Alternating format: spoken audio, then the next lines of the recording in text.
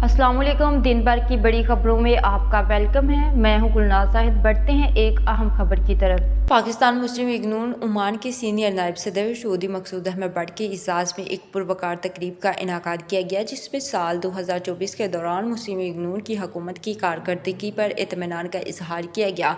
Oman के head of legal wing Ejaz महारपी advocate Chaudhry Maqsood Ahmad Butt, senior नायब सदर मोहम्मद महबूब, नायब सदर चौधरी तारिक जट, नज़ीर अहमद भट्टू और दीगर कायदीन ने शिरकत की।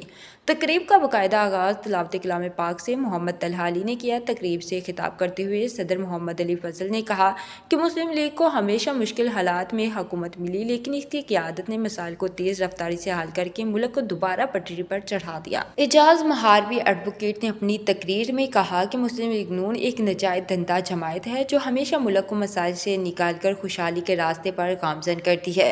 चौधरी मकसूद अहमद बट और मोहम्मद महबूब ने कहा कि मौजूदा हुकूमत अपनी मुद्दत मुकम्मल होने से पहले वतन अजीज़ को मुश्किलात से निकाल लेगी।